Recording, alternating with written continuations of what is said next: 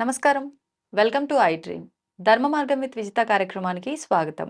ప్రస్తుతం మనతో పాటు ఉన్నారు శ్రీ జగదాంబ త్రిశక్తి పీఠాధిపతులు బ్రహ్మశ్రీ బెనారస్ గురూజీ. ఇప్పుడు గురుగారితో మాట్లాడి మరిన్ని విషయాలు తెలుసుకుందాం.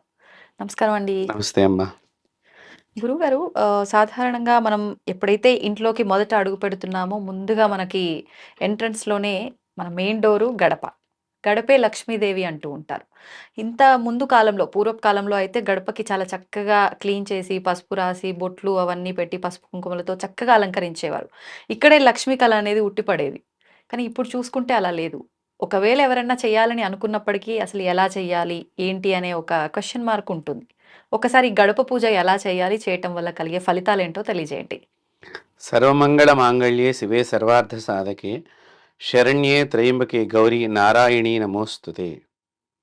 గడప అనేటువంటిది ఆ ఇంటి కుటుంబం మొత్తాన్ని రక్షించేటువంటి ప్రధానమైనటువంటి శక్తి దేవత కింద మన వాస్తు శాస్త్రంలో దీన్ని బాగా ప్రాధాన్యం ఇచ్చారమ్మా. మొట్టమొదటి గడప అనేటువంటి విషయానికి వస్తే, అలాగే దైవికంగా కూడా దీనికి అత్యంతమైనటువంటి ప్రాధాన్యత ఉన్నది.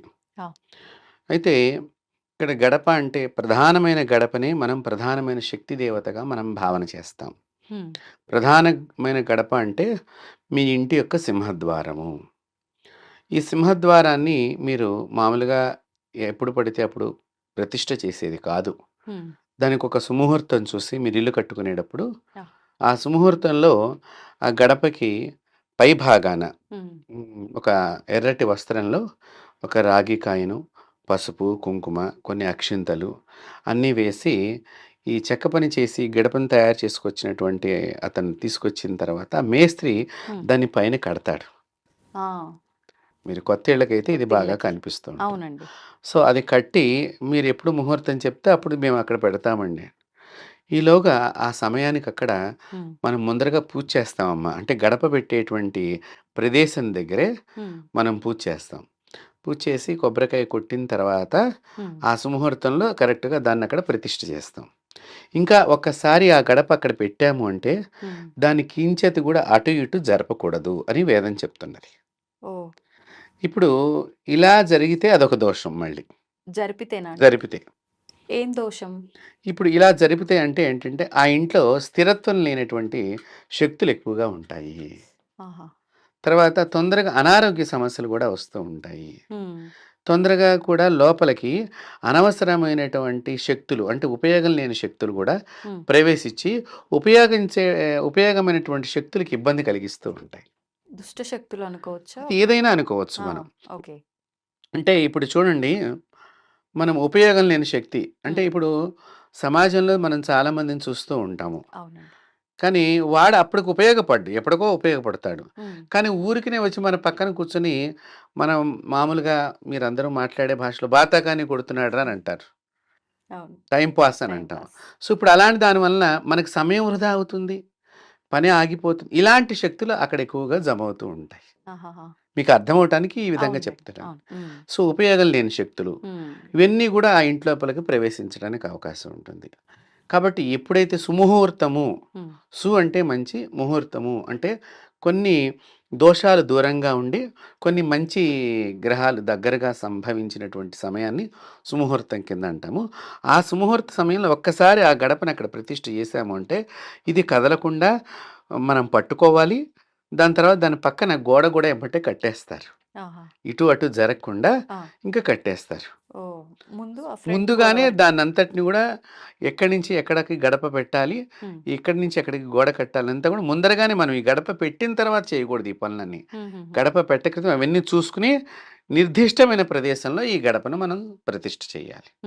ఈ చేసేటప్పుడు ఈ గడపకి మనం చక్కగా పసుపు రాసి అవన్నీ చేస్తాము, ప్రతిష్ఠ చేస్తాం, అయిపోతుంది. అయితే ఇప్పుడు ఇక్కడేమిటి, ఈ గడపని పెట్టడం వరకే. ఇప్పుడు ఈ గడపకి శక్తిని ప్రసాదించటమే గడప పూజ. Okay, okay. ఏ పూజ చేస్తే మరి ఆ శక్తి వస్తుంది? ఈ మనము తెలుగులో గడప అంటాము, సంస్కృతంలో ద్వారము. దీన్ని ద్వార దేవత అంటాం. ఈ ద్వారశ్రీ అయి నమః అని అమ్మవారి యొక్క నామంతో హ్మ్. దీన్ని మనం పూజిస్తాం ఇక్కడ. అంటే లక్ష్మీదేవి రూపమా? లక్ష్మీదేవి రూపం అని కాదు ఇక్కడ. ఆ! లక్ష్మీ శక్తుల్లో ఒక శక్తి అక్కడ ఒక శక్తి. ఉంటుంది. ఆహా! సో, ఆ శక్తి అనేటువంటిది అనేక రకాలుగా హ్మ్. మనల్ని రక్షించడానికి అక్కడ కూర్చొనుంటుంది. హ్మ్. ఒక్కొక్కరు ఒక్కొక్క రకమైనటువంటి దేవతను గూడా అక్కడ ఆవాహనం చేసుకుంటారు. వారి అంటే కొంత మంత్రోపాసన కలిగినటువంటి వాళ్ళుంటారు కదమ్మా! అవునండి. వాళ్ళు దానిలో ఆ దేవతతో పాటు ఈ దేవతను గూడా ఇద్దరిని గూడా అక్కడ ప్రతిష్ఠ చేయించి హ్మ్. చక్కగా పూజ చేసుకుంటూ ఉంటారు కొంతమంది. ఇది హుహుహు. చాలా తక్కువ మంది జరిగేటువంటి విషయము. హ్మ్. చాలామంది ఏంటంటే ఇది గృహప్రవేశం దగ్గర కనిపించేటువంటి సమాచారం ఆ! నేను చెప్పేది. ఇప్పుడు వరకు మీరు ఆ! చెప్పింది. సో, ఇప్పుడు గృహప్రవేశం దగ్గరే ఈ ద్వార పూజ అనేటువంటిది ప్రారంభమవుతుంది. తొలిగా పూజ. తొలి పూజ. సో, ఆ గృహప్రవేశం దగ్గర చాలామంది ఏం చేస్తున్నారు ఇప్పుడు, ఈ గడపకి ఏదో ఇట్లా కొబ్బరికాయో, నిమ్మకాయో దిష్టి తీసేసి, గుమ్మడికాయ కొట్టేసి హ్మ్. లోపలికి వెళ్ళిపోతున్నారు. ఇది తప్పు. హ్మ్. ద్వార దేవతకి శక్తిని నింపాలి ముందర. ఆహాహా! ఈ ద్వార దేవత మీద అంటే గడప మీదనే ఒక తమలపాకు పెట్టి, హ్మ్. గణపతిని పెట్టి దాన్ని ఆరాధన చెయ్యాలి. హుహుహు. గణపతి పూజ అక్కడ అయిపోయిన తర్వాత మళ్ళీ ఇంకో తమలపాకు మీద హ్మ్. మీరు పసుపు కొమ్మును పెట్టి ద్వారదేవత కింద భావన చేసి, పసుపు కొమ్ము కానీ, హ్మ్. వక్క కానీ, వక్క పెడితే ఒక దేవతని, హ్మ్. పసుపు కొమ్మును పెడితే కూడా ఇంకొక దేవతని ఆరాధన చేసేటువంటి పద్ధతులున్నాయి కొన్ని చోట్ల. ఏది చేస్తే శ్రేష్టమంటారు? రెండిట్లోనూ ఏదైనా కూడా ఉత్కృష్టమైనటువంటిది, ఓకే. ఉన్నతమైనటువంటిది. హ్మ్. అయితే మీరు ఇది ఎట్లా అండి మీరు ఇట్లా చెప్తున్నారు కదా అని మీరు అనుకోవచ్చు. హ్మ్. ప్రధానమైనటువంటి పాత దేవాలయాల్లో మీరు చూడండి. హ్మ్. ద్వారము దగ్గర మీరు లోపలికి గర్భాలయానికి దగ్గరగా మీరు చేరుకునే సందర్భంలో ఆ! ఇప్పుడు మనకి తిరుపతి అనుకోండి 7 ద్వారాలుంటాయి. అవును. మిగతా వాటికి కూడా 2, 3 ద్వారాలు దేవాలయాల్లో కనిపిస్తూ ఉంటాయి. ఉంటాయి. అంటే గర్భాలయము, ముందర ముఖమండపము, అంతరాలయము హ్మ్. అనేటువంటి దగ్గర 2, 3 గడపలు మనం చూస్తూ ఉంటాము. అవునండి. ఈ గడపలకి పై భాగాన ఒక దేవత ఉంటుంది. కింద భాగాన ఒక దేవత ఉంటుంది. చాలామంది ఇది గమనించరు. ఆ! పైభాగాన 2 ఏనుగులతో అభిషేకం చేసేటువంటి లక్ష్మీదేవి కూర్చొనుంటుంది. హ్మ్. మీరు దేవాలయాల్ని పరిశీలన చేసినట్లయితే. అంటే అమ్మవారి ఆ రూపం ఉండటం గమనించాం గానీ, ఎవరు అనేది మీరు చెప్పినట్టుగా గమనించలేదు. కాబట్టి ఇక్కడ ఆ విధంగా దేవత ఉంటుంది. హ్మ్. కిందకొచ్చేసరికమ్మా శక్తి దేవతలు చాలా ఉంటారు. ఆహా! ఆ శక్తి దేవతల్లో తీవ్ర దేవతల్ని హ్మ్. మీరు కొన్ని దేవాలయాల్లో చూడవచ్చు. ఎందుకు ఇక్కడ అంటే హ్మ్. లోపలికి మీరు బాగా గమనించండి. రామాయణంలో కూడా ఒక విషయం ఉన్నది. ఆ! రావణాసురుడు రాజ్యం లోపలికి ప్రవేశించాలి అంటే హ్మ్. లంకిణి యొక్క పర్మిషన్ పర్మిషన్. తీసుకోవాలి. మీరు బాగా గుర్తుపెట్టుకోండి. అవును. అంటే ఏమిటి? ఆవిడే దేవత అక్కడ. గడప దేవతలాగా ఆ హ్మ్. రాజ్యం మొత్తాన్ని లోపలికి ఎవ్వరైనా కూడా ఇప్పుడు మన దేశంలోకి ఎంటర్ అవ్వాలి అంటే ఒక వీసా, పాస్‌పోర్టు ఇవన్నీ ఎట్లాగైతే అవన్నీ మనకు ప్రధానమైన డాక్యుమెంట్స్ ఏ ఉంటాయి. దేశానికి వెళ్ళాలంటే హ్మ్. అదే అక్కడ ఆ సబ్మిషన్ చేసేది ఏదైతే ఉంటుందో అది గడప దేవత అనుకోండి. ఆ! మీ అందరికి జనరల్ పబ్లిక్ అర్థమయ్యేటట్టుగా నేను చెప్తున్నాను ఈ విషయం. అదేలెండి. సో, ఆ మాదిరిగా దేవాలయాలకి కానీ, ఇంటి యొక్క ముఖద్వారం దగ్గర కానియండి, ఈ దేవతల్ని ఆరాధన తప్పకుండా చేయమని హ్మ్. వాస్తుశాస్త్రం చెప్తున్నది. వేదాలు కూడా చెప్తున్నాయి. హ్మ్. దీని ద్వారా తీవ్ర దేవతలు కింద భాగంలో ఉంటారు. ఆహా! ఇది మీరు ముఖ్యంగా చూస్తే గనక మనం భువనేశ్వర్ దగ్గర అంటే ఒరిస్సా దగ్గర ఉండేటువంటి శ్రీకృష్ణుడి యొక్క మందిరం ఏదైతే ఉన్నదో హ్మ్. అంటే జగన్నాథుడు అని అంటాం. అది స్వామివారి శ్రీకృష్ణ పరమాత్ముడిదే కాబట్టి, హ్మ్. ఆ జగన్నాథుడిని అమ్మవారు కాపాడుతూ ఉంటుంది. ఆ అమ్మవారు చాలా తీవ్రమైనటువంటి దేవత. అక్కడ ఆయన ద్వారం దగ్గర కూర్చొని కాపాడుతూ ఉంటుంది. ఆహాహాహా! కాళీ స్వరూపానికి సంబంధించినటువంటి దేవత. హ్మ్. కాబట్టి ఆవిడ కింద గడప భాగంలో మీరెప్పుడన్నా వెళ్ళినప్పుడు ఆ దేవాలయాన్ని అదే అని చెప్తూ ఉంటాను హ్మ్. చాలామందికి. మనమేదో దేవాలయానికి ఒక లైన్‌లో వెళ్ళటం, వెళ్ళేటప్పుడు నువ్వు చెప్పులెక్కడ ఇడిచావు, నేను చెప్పులెక్కడ ఇడిచాను ఇదే భావనలో జరుగుతూ ఉంటుంది అవును. తప్ప, మనం చక్కగా దేవాలయానికి వెడుతున్నప్పుడు చుట్టూ ఏ దేవతల యొక్క సమూహం ఈ దేవాలయంలో నిలబడి ఉన్నది, హ్మ్. ఏ శక్తి ఇక్కడ ఉన్నది అనేటువంటిది చాలామంది చూడరు, పరికించరు. అవును. వెళ్ళొచ్చేసామనేటువంటి ఒక ఇదిగానే ఉంటారనమాట. హ్మ్. సో, ఇక్కడ కాళికాదేవికి సంబంధించినటువంటి శక్తి ఇక్కడ చాలా తీవ్రమైన శక్తి దాగి ఉంటుంది. సో, ఆ దేవత హ్మ్. లోపల ఉండేటువంటి పరమాత్ముడిని రక్షిస్తూ ఈవిడ దుష్ట శక్తులను లోపలికి రానివ్వకుండా ఓహోహో! కింద దేవతలన్నీ కింద గూడా దేవతలు. దుష్ట దేవతలు లోపలికి రాకనివ్వకుండా హ్మ్. పైనుండేటువంటి ఏనుగులతో అభిషేకం చేసుకున్నటువంటి మహాలక్ష్మి లోపల ఉండేటువంటి యజమానికి కానీ పరమాత్ముడికి కానీ అంత గజాంత ఐశ్వర్యం కలగాలి అనేటువంటి ఇక్కడ ఇద్దరు దేవతల్లో 2 రకాలైనటువంటి కోణాలు ఉన్నాయి. అంటే ఇప్పుడు ఇది ఒక గృహప్రవేశంలోనే కాదు, దేవాలయాల్లోనే కాదు, నిత్యము మన ఇంటి దగ్గర కూడా ఇది ఇది వర్తిస్తుంది. వర్తిస్తుంది. ఓహ్! కాబట్టి ఇది మొట్టమొదటగా మనం ఆ ఇంటి లోపలికి ప్రవేశిస్తాం కాబట్టి హ్మ్. అప్పుడు ఈ ప్రధానంగా ఈ పూజ చేస్తున్నారు కొంతమంది తెలిసిన వాళ్ళు. ఆ! తెలియని వాళ్ళు ఏదో మామూలుగా గుమ్మడికాయ కొట్టేసి వెళ్ళిపోతున్నారు అక్కడ. అవును. కానీ ద్వారదేవతకి పూజ చేయాలి. హుహు. విధిగా తప్పనిసరిగా ముహూర్తానికంటే ముందరగా ఒక అర్ధగంట ముందర నుంచి ఒక అర్ధగంట సేపు జరిగే పూజా క్రమము ఆహా! ఈ ద్వారదేవతకి పూజ చేసిన తర్వాత. ఇదే మనకి తెలంగాణ ప్రాంతంలో మనం గమనించినట్లయితే గనక ఆ ఇంటి ఆడపడుచు రావాలి, గడప కడగాలి, ముందర రోజునే గడప కడిగించటము అవును. అన్నీ చాలా విధి విధానంగా చేయిస్తారు. అంటే ఏంటంటే ఆడపడుచు ఎప్పుడూ కూడా హ్మ్. పుట్టిల్లు బాగుండాలని కోరుకుంటుంది ఆడపిల్ల ఎప్పుడు కూడా. అవునండి. మీరు ఎంత మెట్టినింటికి వెళ్ళినా మెట్టింట్లో అత్తగారు మిమ్మల్ని ఎంత బాగా చూసినా మా అన్నయ్య, మా తమ్ముడిల్లు, మళ్ళీ మా నాన్నగారి ఇల్లు అనగానే ఒక రకమైనటువంటి లోపల అవును. నరాల నుంచి ఆ ఆనందం, ఉత్సాహం మనకి పొంగుతూ పొంగుకొస్తుంది. ఉంటుంది. అంతే. కాబట్టి ఈ తెలంగాణ ప్రాంతంలో మనం ఇది గమనిస్తూ ఉంటాం. హ్మ్. మా ఆడపడుచు వచ్చి గడప కడగాలండి అని అవును. అంటూ ఉంటాం ఇది. ఇక్కడ ఆ ఆడపడుచు చేతనే ఇదంతా కార్యక్రమం అయితే ఇది ఆంధ్ర ప్రాంతంలో హ్మ్. ఆ ఇంటి యజమానురాలే చేస్తూ ఉంటుంది ఈ కార్యక్రమాన్నంతటిని ఓహో! కూడా. ప్రాంతీయ భేదాల్లో ఎవరు చేసినా చేయడం అయితే పక్కా. చేయవలసిందే. హ్మ్. ఈ దేవతని ఆరాధించడం మూలకంగా ముఖ్యంగానమ్మా హ్మ్. లోపలికి దుష్ట శక్తులను రానివ్వకుండా యజమాని యొక్క ఆయువు తగ్గకుండా ఆహా! యజమానికి మృత్యుగండాలు లేకుండా చేయటమే ఈ గడప పూజలో ఉండేటువంటి ప్రధానమైనటువంటి ఆరాధన. ఓహ్! చూడండి ఎక్కడి నుంచి ఎక్కడికుందో అర్థం. కాబట్టి హ్మ్. యజమాని ఎప్పుడు రక్షణగా ఎందుకంటే ఒక శత్రువు రావచ్చు. ఇప్పుడు యజమాని సరిగ్గా పని చేయకపోయాడనుకోండి, హ్మ్. శత్రువు ఎక్కడి నుంచైనా ప్రయాణం చేసి ఇంటి మీద గొడవకు రావచ్చు. అంతే. అలా రానివ్వకుండాను, ఇంటి లోపలికి మృత్యుదేవత రానివ్వకుండాను, హ్మ్. ఈ గడప వాళ్ళని రక్షించుతూ ఉంటుంది. అందుకని ద్వారం మీద నిలబడి ఆ! పేలు చూసుకోకూడదు ఆడవాళ్ళు. చాలామంది ఇది చాలా చేస్తూ మంది ఉంటారు. చేస్తూ ఉంటారు. అలాగే ద్వారం మీద కాలు పెట్టి మాట్లాడకూడదు. హ్మ్. కొంతమంది ఇట్లా నిలబడి ఒక ప్రౌడ్‌నెస్ లాగా స్టిల్ గూడా మీరు గమనిస్తే గనక స్త్రీలకి అది ప్రౌడ్‌నెస్ లాగా ఏంట్రా అన్నట్టుగా హ్మ్. మాటలు మాట్లాడేప్పుడు, అప్పుడు ఈ దేవత చాలా బాధపడుతూ ఉంటుంది. హ్మ్. ఆ ఇంటి ఇల్లాలే ద్వారాన్ని గౌరవించినప్పుడు బయట ఉండేటువంటి వాళ్ళు ఈ ద్వారం యందు గౌరవ భావన ఉండదు. హ్మ్. అప్పుడు దుష్ట శక్తి లోపలికి ప్రవేశిస్తుంది. కాబట్టి ఈ ద్వారాన్ని పూజించే దానిలో ముఖ్యంగా ద్వారాన్ని చక్కని శుభ్రమైనటువంటి నదీ జలాలతో కానీ, లేతే వాపీకూప తటాకాది అని చెప్పారు. హ్మ్. అంటే బావుల నుంచి తెచ్చినటువంటి నీళ్ళ నుంచి దాన్ని శుభ్రం చేసి, హ్మ్. పసుపు రాసి, చక్కగా పంచభూతాత్మకమైనటువంటి శరీరం కాబట్టి, హ్మ్. ఈ గృహం లోపల గూడా పంచభూతాత్మకమైనటువంటి శక్తులు ఎల్లప్పుడూ కాపాడుతూ ఉండాలి కాబట్టి 5 బొట్లు పెట్టాలమ్మా దీనికి. గడపకి. గడపకి. ఆహా! ఇట్లా చూస్తే 3, ఇలా చూస్తే 3. ఆ! అంటే ప్లస్ ఆకారంగా మనం గమనించినట్లయితే ఇట్లా చూసిన 3, ఇలా చూసిన 3 ఉంటాయి. కానీ బొట్లు మాత్రం 5 ఉంటాయి 5 ఎటు చూసినా ఉంటాయి. కూడా. ఓకే.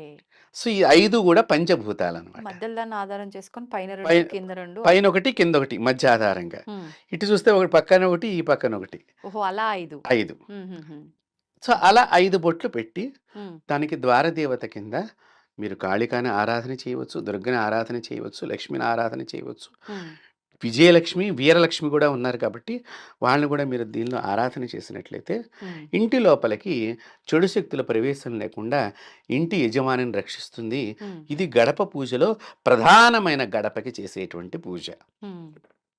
రెండవ గడప అంటే ధనాగారం. ఆహా! పూర్వం ఇళ్లల్లో మామూలుగా ధనం ఉంచేటువంటిది ఒక గది ఉండేదమ్మా. హ్మ్. అది ఉత్తర భాగంలో ఉండేది. ఇంటి మొత్తానికి ఉత్తర భాగంలో. ఆ! ఈశాన్యంలో దేవుడి గది ఉండేది. దానికి యువతలగా ఉత్తర భాగంలో కుబేర స్థానం అంటాము. అక్కడ ధనాగారం ఉంటుంది. ఆ ధనాగారం దగ్గర కూడా ఈ గడప పూజ హ్మ్. మన వాళ్ళు తప్పకుండా చేస్తారు. హుహుహుహు. పూర్వకాలంలో రాజుల దగ్గర ఇవి బాగా జరుగుతూ ఉండేవి. ఆ! సో, అంటే ఏంటి?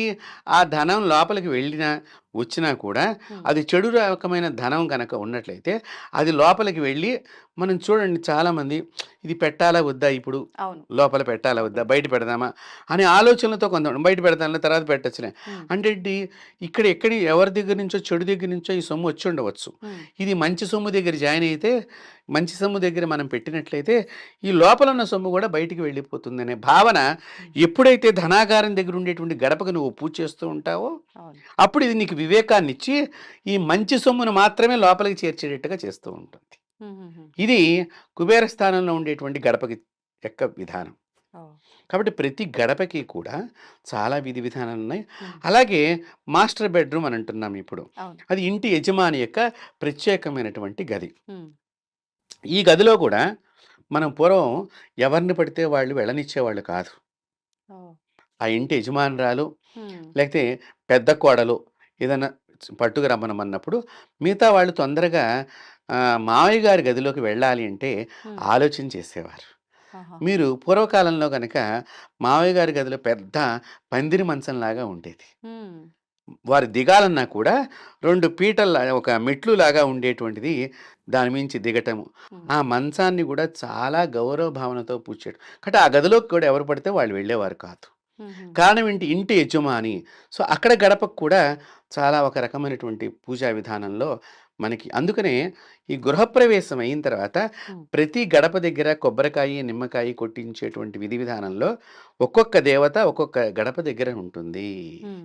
సో, ఈ గడపని ఆరాధించేయటం మూలకంగా ఇంట్లో సర్వ శుభాలు కలిగించి, సర్వ దురదృష్టాల్ని బయటికి పంపించడమే ఈ యొక్క గడప పూజలో ఉన్నటువంటి ముఖ్య అంతరార్థం. ఇప్పుడు విడి రోజుల్లో ఏ ఏ రోజున అంటే మంగళ, శుక్రవారాలు గడపను పూజ పూజ చేయాలి ఇలా అంటుంటారు గదండీ! ఏ ఏ రోజుల్లో చేయాలి? శుక్రవారం ప్రధానంగా హ్మ్. చక్కగా మీరు గడపని శుద్ధి చేసి, పసుపు బొట్టు పెట్టి గనక నేను ఇందాక చెప్పినట్లుగా 5 బొట్లు 5 బొట్లు. పెట్టి, మీరు గడప మీద గనక బియ్య పిండితో గనక మీరు ముగ్గు ముగ్గు వేసి. కర్రల్లాగా గీసినట్లయితే, హ్మ్. ఆ రోజున ఆ దేవత సంతుష్టురాలై మీ ఇంటి లోపల ఇప్పుడు సుఖ సంతోషాలను ప్రసాదిస్తూ ఉంటుంది. కాబట్టి గడపని ఆరాధన చేయటంలో హ్మ్. చాలా విధి విధానాలున్నాయి. హ్మ్. ఈ గడప పూజ ముఖ్యంగా ప్రతి ఒక్కరూ కూడా ప్రతి ఇంట్లో గూడా కనీసం శుక్రవారం రోజున చేయటం చాలా మంచిది. ఉత్తమం. అక్కడ అగరబత్తి వెలిగించటము, హ్మ్. ఆ ధూపం ద్వారా లోపలుండేటువంటి దుష్ట శక్తుల్ని హ్మ్. మనం బయటికి పంపించడము, మంచి శుద్ధమైనటువంటి దేవతా శక్తిని ఆ గృహంలో నిరంతరం ఉంచటానికే ఈ గడపే ప్రధానమైనటువంటి దేవత. కాబట్టి ఈ గడపని ఆరాధన చేయటం అందరూ కూడా హ్మ్. తెలుసుకోవాలి. చాలామంది ఈ గడప మీద కూర్చోవటం కానియండి, గడప మీద పేలను చంపుతూ ఉంటారు. చంపుతూ ఉంటారు. అంటే కింద గట్టిగా ఉంటుంది మనం ఇలా నొక్కినప్పుడు అన్నట్టుగా. ఇది చాలా తప్పు. హ్మ్. అలాగే గడప మీద కాళ్ళు పెట్టి నిలబట్టము, గడపకు అటొక్కాలు, ఇటొక్కాలేసి మధ్యంగా కూర్చోవటము. ఈ తర్వాత గడప మీద బొటనవేలుతో రాస్తూ ఉంటారు. ఈ ఆడవాళ్ళు గాని, వయసొచ్చిన పిల్లలు గాని ఎవరితోనైనా మాట్లాడుతూ ఇలా ఇలా బొటనవేలుతో ఇలా రాస్తూ మాట్లాడుతుంటారు. ఇవన్నీ గూడా ఆ ఇంటిలో అగ్ని సంబంధమైనటువంటి ప్రమాదాలు కానియండి, లేకపోతే అగ్ని సంబంధమైన ఆలోచనలు కానియండి, ఓహ్! ఈ వీళ్ళ లోపల కలగటానికి ఇవన్నీ ఉపయుక్తమవుతాయి. హ్మ్. దయచేసి నేను మాతృమూర్తులందరికీ సెలవిస్తున్నాను. ఎప్పుడు గూడా ఇలాంటి పనులు చేయకుండా చక్కగా శుక్రవారం గడపని హ్మ్. ఏవండీ మేము కడగలేము, నీళ్లు పోవనుకున్నప్పుడు చక్కని తడి బట్టతో తడిబట్టతో. మంచిగా గడపని తుడిచేసుకొని మీరు బొట్టు పెట్టుకున్నట్లయితే మీ ఇల్లు ఎప్పుడూ కూడా ఆ సీతారామచంద్ర స్వామి అనుగ్రహం చేత రక్షాగృహంగా మారి మీ పిల్లలు మీరందరూ కూడా సుఖ సంతోషం. అయితే ఈ మధ్య కాలంలో చాలా మందిలో ఒక సందేహం. ఇప్పుడు అక్కా చెల్లెళ్ళే కానియండి, ఫ్రెండ్సే గానియండి, ఒకరి డ్రెస్సులు ఒకరేసుకోవడం. ఇంకా ఇప్పుడు తల్లి కూతుళ్ళు గూడా చూడడానికి ఒకే అంటే సైజులో గానియండి, ఎత్తులో గానియండి ఒకేలా ఉన్నారు అంటే, ఒకరి బట్టలు ఒకరు వీళ్ళు వేసుకోవడము, ఇది ఎక్కువగా చూస్తున్నాం. ఒక వస్త్రాలనే కాదు, చెప్పుల దగ్గర నుంచి గూడా ఒకరి వస్తువులు ఒకరు వాడటం అనేది ఎక్కువగా చూస్తున్నాం. అయితే కొంతమంది చెప్తున్న విధానం ఏంటి అనంటే, చెప్పులు వాడితే మాత్రం ఒకరి ఒకరు శని అని చెప్పి ముందు నుంచే పెద్దవాళ్ళు చెప్తూ ఉండేవారు.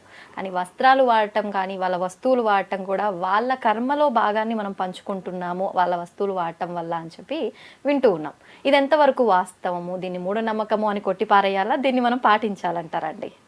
చాలా చక్కని ప్రశ్న అడిగారమ్మా. ఇది ఒక స్త్రీలకు సంబంధించిందే కాదు పురుషులకు కూడా. అంతే. ఈ వస్త్రాలు అనేటువంటిది షేర్ చేయటం ఎంతవరకు మంచిది? హ్మ్. ఒకరు వేసుకోవటం ఎంతవరకు మంచిది? హ్మ్. అంటే ప్రథమంచ వేసుకోకుండా ఉండటం చాలా మంచిది. ఆ!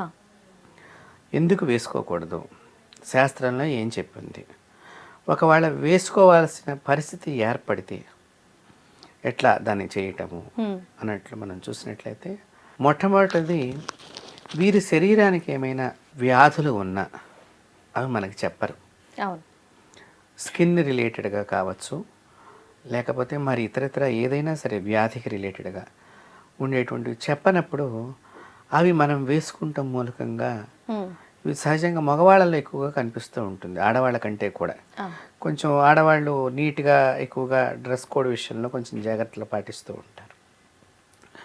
మగవాళ్ళలో ఏంటంటే బ్యాచిలర్స్ లైఫ్లో ఎక్కువగా మీరు గమనించినట్లయితే ఆ రూమ్లో ఏదో హ్యాంగర్కి పెట్టుకుంటూ ఉంటారు, ఈ షర్టు వాడు షర్టు వీడు మార్చుకుని వెళ్ళేటువంటివి ఎక్కువగా జరగటానికి ఉండేటువంటి స్థితి అక్కడ.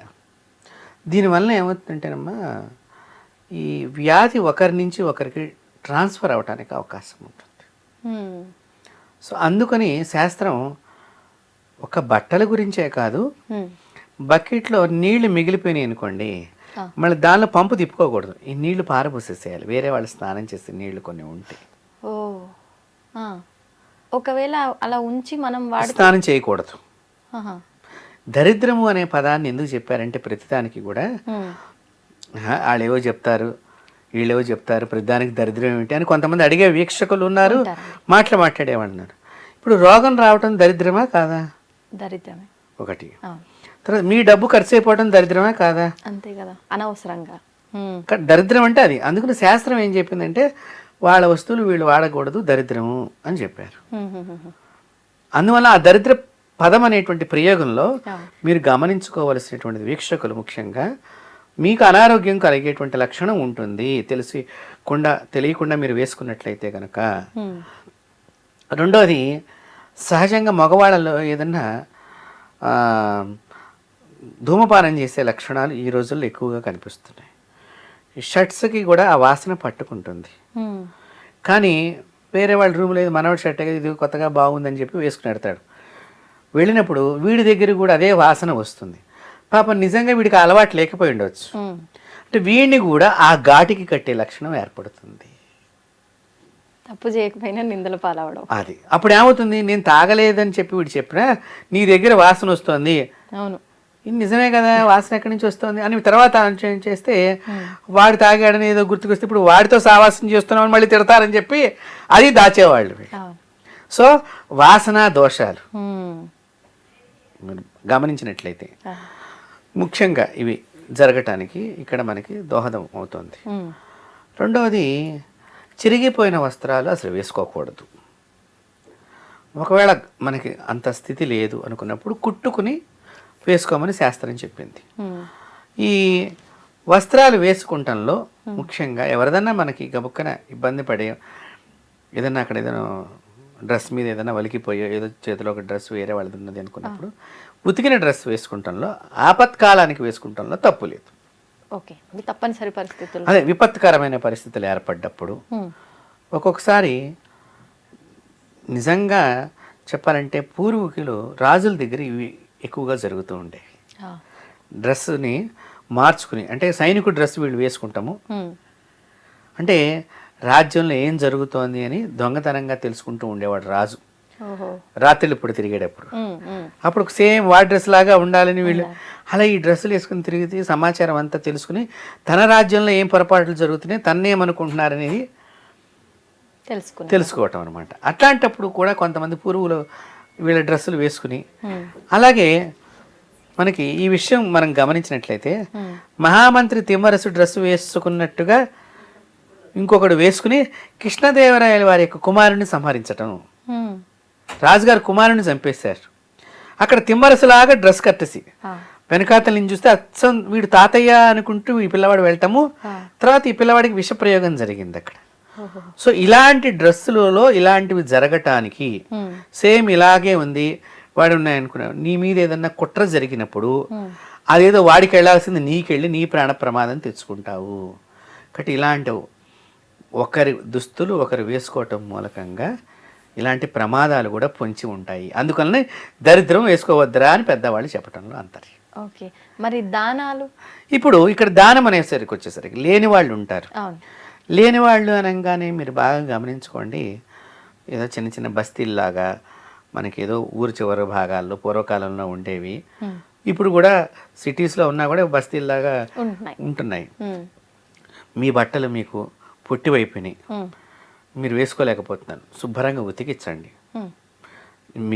మీకు సంతోషం కలిగింది, మంచి బట్టలు ఇచ్చినామని చెప్పి ఇస్త్రీ చేయించండి. హ్మ్. వెళ్ళి పంచండి. పంచడం మూలకంగా కూడా మీకు పుణ్యం వస్తుంది. ఓకే. ఉతికిన వస్త్రాన్ని ఇవ్వాలి తప్ప విడిచిన వస్త్రాలని మూట కట్టిస్తే మీకు దోషము. హుహుహు. ఇచ్చిన వాడికే దోషం. ఎందుకు? ఆ వేసుకునే వాడి దగ్గరికి చెమట వాసన వస్తుంది కదమ్మా. హ్మ్. అది వాడు విడిచేసిన వస్త్రం ఇచ్చాడని వాడు బాధపడతాడు. ఆ! ఆ బాధ మీకు పాపాన్ని ఇస్తుంది. ఎదుటివాడి బాధే మనకి పాపము. పాపం అంటే అది ఇంకో రకంగా ఏదో రకంగా వస్తుంది. వాడు ఏడవటం మూలక ఇట్లాంటివి తీసుకోవాల్సి వచ్చిన పరిస్థితి వాడికేదో పూర్వజన్మ పాపము కర్మము. అవును. ఈ జన్మలో అలా పుట్టాడు, లేనివాడిగా పుట్టాల్సి వచ్చింది. మనం దానం చేసేది కూడా హ్మ్. సాధ్యమైనంత వరకు మీకు మంచిగా ఇవ్వాలనిపిస్తే కొత్తవి కొన్ని ఇచ్చి ఇవ్వండి. లేదు వీటిని శుభ్రం చేసి ఇవ్వటంలో ఎటువంటి తప్పు లేదు, మనకి చెడు కూడా లేదు. అయితే ఇప్పుడు మన వస్త్రాలు వాళ్ళు ధరించినప్పుడు అవి మనవే. అంటే మన వాసనలన్నీ దానికి ఉన్నాయి. వాళ్ళు వేసుకొని వాళ్ళు ఏ కర్మ చేసినా కూడా అది మనకు కూడా వర్తిస్తుంది అని చెప్పి ఈ మధ్య ఎవరో చెప్తే నేను విన్నా. ఇది వాస్తవం అంటారా? లేదమ్మా అలాంటిది. ఇంకా మనకు సంబంధం లేదు. మనకి సంబంధం ఒకసారి ఇచ్చేసిన తర్వాత. ఉండదు ఉండదు. హ్మ్. ఎందుకంటే ఇందాక అదే చెప్పిన నేను మీకు. అవును. కృష్ణదేవరాయల గారి కుమారుడు విషయంలో వస్త్రధారణ హ్మ్. ఇలాంటివి మనతో పాటు తిరిగేటువంటి వాళ్ళే చేయగలుగుతారు తప్ప హ్మ్. ఎక్కడో దూరంగా ఉన్నవాడు చేయలేడు. ఆ! అంత అవకాశం మనతో రాదు. మన ఇల్లు ఎక్కడో తెలియదు వాడికి. హ్మ్. మనం ఏదో ఇచ్చేసి వచ్చేస్తాం కారులో పోయి. ఇప్పుడు అందరూ అట్లా కారులో పోయి ఇచ్చేస్తాం. హ్మ్. అలా జరుగుతుంది. కాకపోతే విడిచిన వస్త్రం ఇస్తే మాత్రం పాపం మనకే తగులుతుంది తప్ప వాళ్ళకు ఉండదు. హ్మ్. వాళ్ళ చక్కని ఉతికిన వస్త్రం. ఈ వస్త్రం ఇచ్చేటప్పుడు దాని మీద ఏదైనా మీ శక్తి ఉంటే ఓ ₹50 పెట్టండి. హ్మ్. ఏదో ₹10 పెట్టండి. లేదా కనీసం ఒక ₹2 చెక్క అన్నా పెట్టి దానం చేయాలి. ఖచ్చితంగా ధనంతో పాటే ఇవ్వాలి. అప్పుడేంటి కొత్తది ఇచ్చినా కూడా దక్షిణ పెట్టమన్నారు. ఆహా! పాతది ఇచ్చినా కూడా దక్షిణ పెట్టమన్నారు. ఆ! దీనికి కారణం ఏంటంటే వాళ్ళకి వస్త్రం ఒక్కటే కాదు, ఏదన్నా సహాయానికి ఆర్థికంగా కూడా ఇచ్చినట్లుగా నువ్వు ఉండాలి తప్ప ఏదో నువ్వు ఖాళీ వస్త్రాలు నువ్వు వాడేసిన వస్త్రాలు ఇస్తున్నట్టు భావన అక్కడ కలగకూడదు. ఓహ్! వాళ్ళు వాడేసినవిరా అని వాళ్ళు అనుకోకుండా వాడేసినవి ఇచ్చినా రూపాయి పెట్టి ఇచ్చాడరా హ్మ్. అన్నదానికి ఓ తేడా ఉంది కదమ్మా. అవును.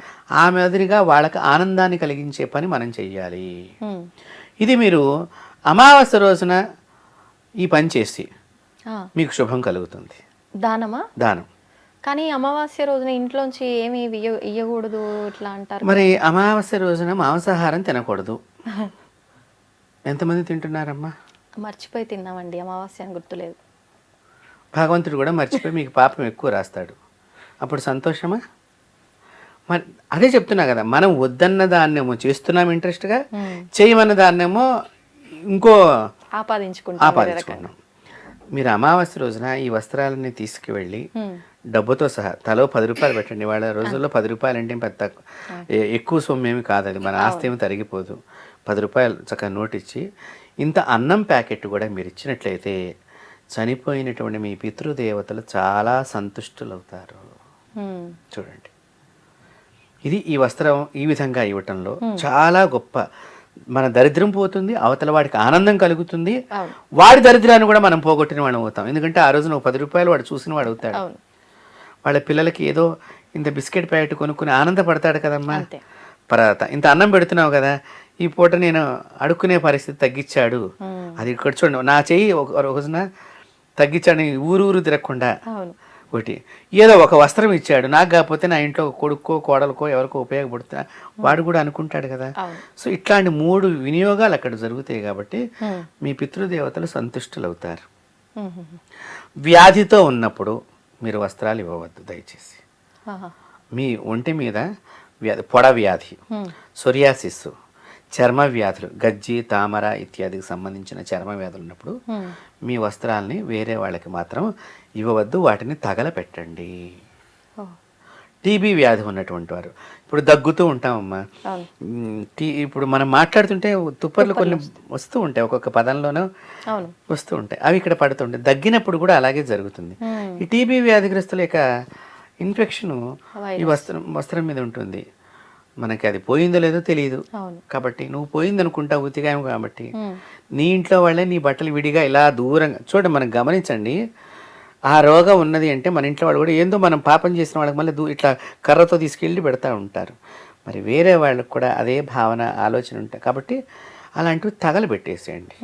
కానీ వస్త్రాలు అలా తగలబెట్టచ్చు. తప్పేముందమ్మా? ఇప్పుడు మనకి వ్యాధులు ఉన్నాయి కాబట్టి ఇవి ఎవరికి షేర్ చేసేవి కావు. అవును, అవును. దాన్ని తగలబెడితే ఆ పురుగు చచ్చిపోతుంది. అక్కడి నుంచి ఇంకొకరికి ట్రాన్స్ఫర్ అవ్వకుండా ఉంటుంది కదా. అంతే. సృష్టి ప్రపంచంలో కూడా ఇంకొకరికి నువ్వు ఆ బయట అట్లా పడేసావు నీ ఒంటి మీదది, అక్కడనే అసలే నీవు రోగిష్టివాడివి, ఆ వస్త్రానికి ఆ రోగం క్రిమి అంటుకున్నది. ఇప్పుడు డాక్టర్స్ గాజు గుడ్డలు ఇవన్నీ ఒక డస్ట్బిన్లో వేస్తారు, సిరంజులు ఇవన్నీ ఎందుకు వేస్తున్నారు? ఇవన్నీ తగలబెడుతున్నారు కదా, వాళ్ళు ఫైర్ చేస్తున్నారు. ఎందుకు? ఆ పురుగుని చంపేసేయాలి. మరి నువ్వు తీసుకెళ్ళి రోడ్డు మీద పడేస్తే ఊరంతా పాకదు. అది నీ వస్త్రమా నా వస్త్రమా? కాబట్టి ఇక్కడ రోగాన్ని చంపుతున్నాను అనుకోవాలి, కానీ నా వస్త్రాన్ని ఏదో నేను తగలబెట్టుకుంటున్నాను మాత్రం అనుకోవద్దు. ఓకే, ఇది దీనిలో ఉన్నటువంటి అర్థం. అలాగే ఈ వస్త్రాలు ముఖ్యంగా మనం ఈ దానం చేసేటప్పుడు కూడా మంచి మనసుతో, అవతల వాళ్ళ ఎందుకు ప్రేమతో. చాలామంది ఏంటంటే మనకి ధనం బాగా ఉంది అనేటువంటి లోపల ఆలోచన ఉంటుంది, పటో అన్నట్లుగా మాట్లాడుతూ ఉంటారు. అలా ఎప్పుడు చేయకూడదు. దీన్ని చక్కగా పోతున్నా, రా అమ్మ తీసుకోమ్మా, ఈ అమ్మ ఏదో చెప్పుకోవాలనుకుంటుంది, అది కూడా విన్నారనుకోండి మన పితృదేవతలు చాలా సంతుష్టులు అవుతారు. భగవంతుడు ఏ రూపకంగా వస్తాడో తెలియదమ్మా మీకు. ముఖ్యంగా చెప్తున్నాను, నేను వస్త్రాల గురించి అడిగారు కాబట్టి దేవుడు ఎలా వస్తాడనే విషయం కూడా దీనిలో జోడించి చెప్తున్నాను. భగవంతుడు ఫస్ట్ చక్కగా మీరు శివుడిని పూజ చేస్తున్నారు, త్రిశూలం ఉంది శివుడికి, చక్కగా నెలవంక ఉన్నది, పాము ఉన్నది, మంచిగా నీలకంఠుడు కంఠం దగ్గర అది ఉన్నది, అలాగే వచ్చాడు అనుకోండి, మీరు దేవుడు అంటారా? ఏ డ్రామా కంపెనీ నుంచి వచ్చారు, డైరెక్ట్ వచ్చాడేమో, అంతే కదా అనేది. దేవుడు దేవుడుగా వస్తే నువ్వు డ్రామా కంపెనీ అన్నావు. సరే, బ్రాహ్మణుడిగా వచ్చాట దేవుడు, అప్పుడు మీ వారేమంటారు? ఏకాదశి పంతులు గారు వచ్చాడు చూడు, ఆయనకి ఏదో 150 ఇచ్చి పంపించు, ఇవాళ ఏకాదశి అనుకుంటా. అంటే బ్రాహ్మణుడిగా వచ్చినా నువ్వు దేవుని గుర్తించలేదు, తుదకు ముష్టివాడిగా వస్తాడు. కాబట్టి మనం ముష్టి వాళ్ళను కూడా చులకనగా చూడకూడదు. అందుకని చెప్తున్నా నేను ఈ వస్త్రాల దగ్గర ఇచ్చేటప్పుడు, అందుకని నేను చెప్తున్నా, ముష్టివాడిగా వచ్చి అమ్మా వాడు ఒకటేదో చెప్పాలనుకుంటాడు దేవుడు కూడా మనతో, అయ్యా నువ్వు చాలా గొప్ప ఇంటి బిడ్డవయ్యా, నువ్వు బాగుండ ఏదో కొంతమంది అంటూ ఉంటారు. మీరు గమనిస్తే కనుక నేను దేవుడు సల్లంగా చూడాలి, వాళ్ళ భాష కూడా ఇలాగే ఇప్పుడు నేను చెప్పినట్టుగా వాళ్ళు ఏదో అది ఆశీర్వచనమే తప్ప మనం వేరే అన్యథా భావన చేయరాదు. ఈ ముష్టివాడుగా వచ్చినప్పుడు మనం ఏం చేస్తాం తెలుసా అండి? కాళ్ళు చేతులు అన్నీ బాగానే ఉన్నాయిగా, పని చేసుకోవచ్చుగా, ఏం రోగం వచ్చింది? మరి పుణ్యం ఎప్పుడు సంపాదిస్తారు చెప్పండి మీరు? మనం పుణ్యాన్ని మూట కట్టుకోవడం కోసం వీళ్ళని పంపించాడా భగవంతుడు? అంతే కదమ్మా. దైవం మానుష రూపేణ, భగవంతుడు ఒక్కొక్క రకంగా ఒక్కొక్క సమయంలో ఉత్పత్తి అవుతూ మనిషిగా కూడా వచ్చాడు. వచ్చి నీ యొక్క పాపాన్ని, ఇప్పుడు మీకు విష్ణుమూర్తి చెయ్యి కింద అయినప్పుడు ఓనం పండుగ చేసేటువంటి బలిచక్రవర్తి పండుగని మీరు ఆ సమయంలో చేస్తారు. బలిచక్రవర్తి చెయ్యి పైన ఉంది, విష్ణువు చెయ్యి కింద ఉండేసరికి ఇది కదా నా జన్మ అనుకున్నట్టండి బలిచక్రవర్తి. అంటే భగవంతుడి చేతి కింద, అంటే మన పాపాన్ని తీసుకుంటున్నాడు భగవంతుడు. కాబట్టి ఆయన 3 అడుగుల దానంలో కిందకి వెళ్ళినా సంవత్సరం పైకి వచ్చే అవకాశాన్ని బలిచక్రవర్తికి ఇచ్చాడు. అంటే అంటే రాక్షస జన్మ ఎత్తినటువంటి పాపాన్ని తీసేసుకున్నాడు. మళ్ళీ ఆయన భక్తుడిగా పైకి వచ్చే సంవత్సరానికి వచ్చి నన్ను పూజించుకునేటువంటి రోజుగా ఒకటి పెట్టుకున్నాడు. ఆ పుణ్యాన్ని మనకు భగవంతుడు ఇస్తాడు. అందుకని పేదవాళ్ళు అంటే ముష్టి వాళ్ళుగాను లేని వాళ్ళుగాను మనం అట్లా చూడకూడదు. వాళ్ళు సాటి మానవుల కింద మనం చూడాలి. లేని వాళ్ళు ఏదో పూర్వజన్మ కర్మ చేత వాళ్ళు ఇట్లా అయిపోయింది, దయతో మనం ఇచ్చామనుకోండి ఏమో చెప్పుకుంటారు, వాళ్ళు నిజమైన బాధ చెప్పుకుంటారు. చెప్పుకున్నప్పుడు చాలామంది జేబులోంచి 100-200 తీసి ఇచ్చే మనుషులు కూడా ఉన్నారమ్మా ఈ రోజుల్లో కూడా. కాబట్టి ఆ చెప్పుకునే దాన్ని మనం కలిగించాలి. తద్వారా మన జేబులో డబ్బు బయటికి వెడుతోంది అంటేనమ్మా, ఇది పేదవాళ్ళకి వెడుతోంది అంటే నీకు మరింత ఆదాయం పెరుగుతోంది. ఇది మీరు బాగా గుర్తుపెట్టుకోవాలి. అది ఆరోగ్యం ఆదాయమా, భూమిగా ఆదాయమా, బంగారంగా ఆదాయమా, భగవంతుడి దగ్గర నీ స్థానం పెరిగే ఆదాయమా మనం చెప్పలేం. ఆయన ఏం తలుచుకున్నాడో, నీకు ఏమిద్దామనుకున్నాడో, ఎదుటి వద్దికి నీవు ఏ రకంగా సహాయం, వాడు ఏ సహాయంలో ఉన్నప్పుడు చేసావు. అయితే కలియుగంలో ఏమైపోయిందంటే ఈ వేషాలు ఎక్కువైపోయి దానం చేసేవాళ్ళు కూడా భయపడుతున్నారు.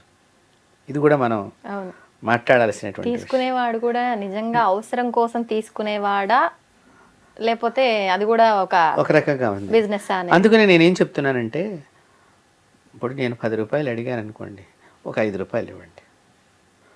ఇంకా అది రాదు అనుకోండి, మనం ఇచ్చేసాను దానం పెట్టి, నా దగ్గర ఇంతే ఉంది. అప్పుడు మీకు బాధ ఉండదు. వాడు మోసగాడైతే భగవంతుడు వాడికి శిక్షిస్తాడు, మీరు పుణ్యం చేస్తే మీకు పుణ్యం ఇస్తాడు. వాడిని ఒక మాట అనద్దు. మోసం చేసేవాడు రేపు ఎప్పుడైనా కనిపిస్తాడు. వాడు మోసం చేసిన వాడు మోసం చేశాననే విషయం మర్చిపోతాడమ్మా చేసినవాడు. మీకు అందుకనే అబద్ధాలు ఆడేవాళ్ళు రోజుకొక అబద్ధం ఆడటానికి కారణం అదే. మొదట ఏం అబద్ధం ఆడేమో వాడు గుర్తుండదు, అందులో అబద్ధం ఆడుతూ ఉంటాడు. కానీ విన్నవాడికి అప్పుడు చెప్పిన మాట వేరుగా ఉంది, ఇప్పుడు మీరు బాగా గమనించండి. కాబట్టి ఈ విన్నవాడికి మాత్రం మొదట చెప్పిన మాట గ్యారంటీగా పక్కాగా గుర్తుపెట్టుకోండి. 2 రకాలుగా చెప్పాడు ఒకే విషయాన్ని అంటే వీడు అబద్ధాలు ఆడుతున్నాడు తెలిసిపోతుంది. అందుకని అబద్ధం చెప్పేవాళ్ళు రోజు అబద్ధం చెప్తూనే ఉంటారు. మాటకి అబద్ధమే ఉంటుంది. అందుకని వాడి అబద్ధాలు ఏమన్నా కానివ్వండి, మనం ఆలోచన చేయవద్దు. వాడి జీవనం అట్లా ఇచ్చాడు భగవంతుడు, మన దగ్గర నుంచి 5 రూపాయలు పట్టుకెళ్ళాడు, శివార్పణం అనుకోండి అంతే. అందుకని ఎక్కువగా ఇచ్చి మళ్ళీ తర్వాత బాధపడే బదులు తక్కువగా ఇచ్చి దేవుడికి ఇచ్చాను అనుకోండి, అయిపోయి. అంటే వస్త్రాల విషయంలో భగవంతుడు ఏ రూపకంగా వచ్చి వస్త్రం పట్టుకుంటాడో తెలియదు నీ దగ్గర. నీ యొక్క రోగాన్ని పట్టుకోవచ్చు, నీ పాపాన్ని తీసేయవచ్చు, నీ వంశానికి పట్టిన చీడని తీసేయచ్చు. ఇంకా చెప్తున్నానమ్మా, నేను ఆత్మను పట్టి పీడిస్తున్నటువంటి, అంటే దెయ్యం పట్టినటువంటి ఒక ఆమెకు ఈ విధంగా చేయించటం మూలకంగా దెయ్యం వదిలేసింది. దానం చేయించడం మూలకంగా ఆమెకు అమెరికాలో దెయ్యం పట్టిందమ్మా. ఇండియాలో ఈ కార్యక్రమం చేస్తే అమెరికాలో ఉన్న ఆవిడకి దెయ్యం తొలగిపోయింది. ఒక చిన్న డౌట్ అండి, ఇప్పుడు మనకున్న ఇబ్బంది తొలగిపోవడానికి దానం చేస్తున్నాం, తీసుకున్న వాళ్ళకి ఆ ప్రభావం ఏమి ఉండదా? ఉండదు. ఓకే, ఉండదు. ఉంటే గనక బ్రాహ్మణులు రోజు దానాలు పడుతున్నారు. మరి అంటారు కదా బ్రాహ్మణులు జపం చేసుకుంటారు, బ్రాహ్మణులు దానాలు రోజు పడతారు. అవును, మరి రోజు బ్రాహ్మడికి ఎంత పాపం చుట్టుకున్నట్టు అవుతుంది? అదే అంటారండి. కాబట్టి ఇక్కడ అధికారం ఇచ్చాడు, పుచ్చుకునే అధికారం ఇచ్చాడు, అక్కడ కూడా అలా పుచ్చుకునే జన్మనిచ్చాడు. కాబట్టి భగవంతుడు వాళ్ళ దగ్గర నిలబడి చూస్తాడు వాళ్ళని. పరిస్థితి అలాగయ్యింది అక్కడ. ఇక్కడ పుచ్చుకొని ఎదుట వారి యొక్క కష్టాన్ని నువ్వు పుచ్చుకో. నువ్వు ధర్మం తెలిసిన వాడివి, వేదం చదువుకున్న వాడివి, నువ్వే భయపడితే. ఇప్పుడు చూడండి, మీ నాన్నగారు ఉన్నారమ్మా, మీ నాన్నగారు పులి వచ్చిందని చెప్పేసి లోపల కూర్చుని మిమ్మల్ని బయట వదిలేస్తే, కాబట్టి బ్రాహ్మణుడికి కూడా నీ దగ్గర రోగం వస్తే దానం తీసుకోమని చెప్పారుగా. పూర్వకాలంలో వైద్యం కంటే కూడా ఈ దానాలు వీటి ద్వారానే రోగాలు ట్రాన్స్ఫర్స్ అయ్యేవి. కాబట్టి ఆ రోగం పుచ్చుకునేవాళ్ళు పూర్వకాలంలో. పలానా ఐటమ్స్ పెట్టి రాజుల యొక్క రోగాన్ని కూడా వీళ్ళు స్వీకరించి తద్దోష పరిహారం వీళ్ళు చేసుకునేటువంటి వాళ్ళు. ఎందుకు? బ్రాహ్మణుడు అనేటువంటి వాడు జ్ఞానాన్ని పంచే వస్తువు. సో జ్ఞానమే భయపడితే ప్రపంచం భయపడుతుంది.